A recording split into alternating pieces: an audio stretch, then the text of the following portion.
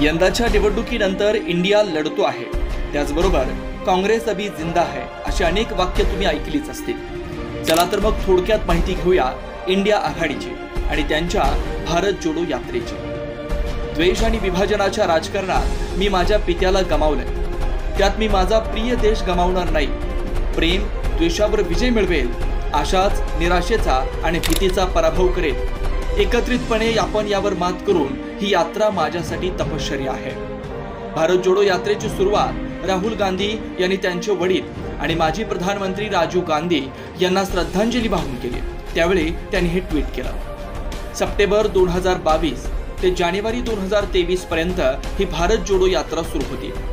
कन्याकुमारी ते काश्मीर असा तिचा साधारण 4000 किलोमीटरचा मार्ग होता।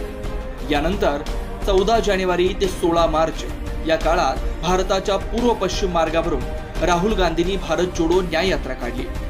या यात्रा भारताच्या इतिहासात आणि 2014च्या लोकसभा निवडणुकीत महत्त्वाच्या आहे। याचं कारण ज्या ज्या भागातून या यात्रा गेल्या तेथील बहुतेक ठिकाणी इंडिया आघाडीचे उमेदवार विजयी झाले। काँग्रेस पक्षाने म्हटलं होतं की सुरुवातीच्या भारत जोडो यात्रेने आर्थिक विषमता, सामाजिक विभाजन आणि शासनाच्या निरंकुश दृष्टिकोनाकडे लक्ष वेधलंय। या उलट आगामी भारत जोडो न्याय यात्रा देशाच्या नागरिकांसाठी सामाजिक, आर्थिक आणि राजकीय न्याय मिळवण्याला प्राधान्य देण्यात येईल। त्यांनी या यात्रेत न्याय का हक मिलने तक अशी घोषणा जन्माला घातली।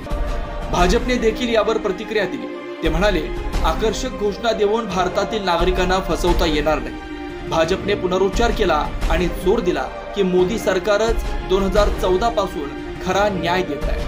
पण 2024 मध्ये इंडिया आघाडी आणि काँग्रेस यांना स्पष्ट बहुमत नसताना देखील ते विजयी झाले म्हणावे लागेल। मोदींचं मताधिक्य जवळपास 1.5 लाखांवर आलं, जे की 2019च्या निवडणुकीत 3 लाखांहून अधिक होतं। भाजपाला अनेक ठिकाणी पराभव पत्करावा लागला। देशात 10 वर्षापासून प्रबळ विरोधी पक्ष नव्हता, तो निर्माण झाला। ज्याला माध्यमांनी पप्पू ठरवलं, तो राजकारणात हिरो झाला।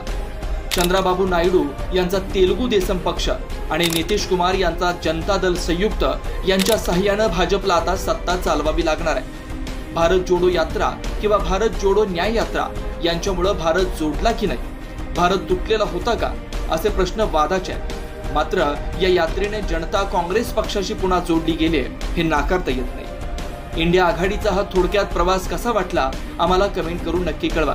अशाच महत्त्वपूर्ण आणि रंजक माहितीसाठी पाहत रहा पॉलिटिकल वजीर। व्हिडिओ शेवटपर्यंत पाहिल्याबद्दल धन्यवाद।